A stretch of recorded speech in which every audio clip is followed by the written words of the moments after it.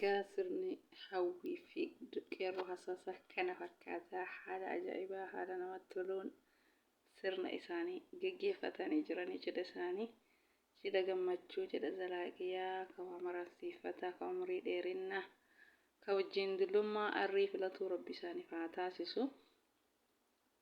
Waaw maashaallah haala gaariin iddoo ajaa'ibaa qopheeffatanii dabarsanii jiranii jechuudha akkuma mana arabaatitti jechuudha.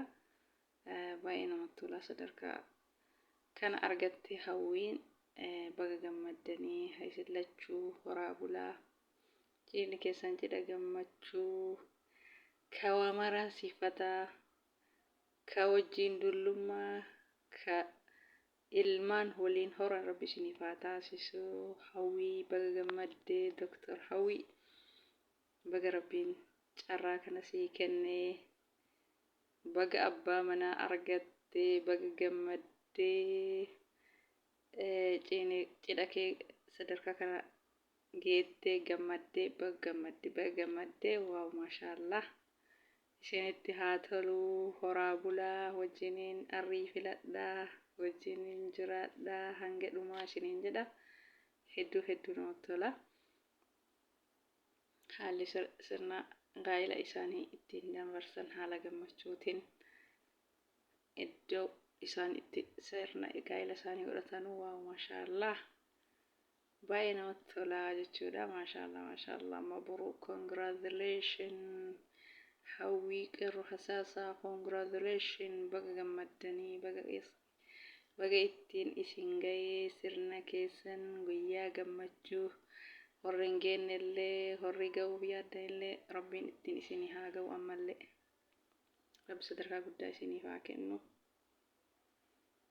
Waaw maashaallah isinitti haa tolu ammallee baay'ee tokko namatti toltanii maashaallah tabaarakallah.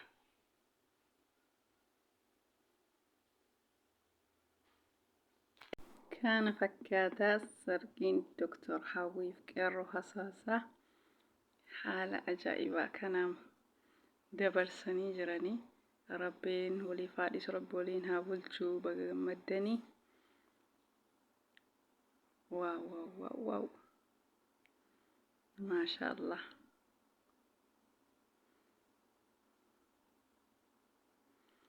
haala ajaa'ibaa haala namatti toluun egaa hordoftoota kiyyaa gaa'illi Dr. Hawwii fi qeerroo hasaasaa kana fakkaataa maashaallah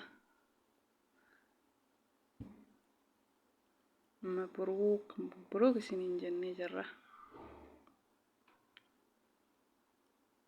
Rabbi waliif isin haa dhiisu. Egaa hordoftoota kiyya viidiyoon kana fakkaataa. Assalaamu alaikum warahmatullahi wabarakaatuh. Hanga viidiyoo biraatti walitti deebinutti nagayaan naaf turaa.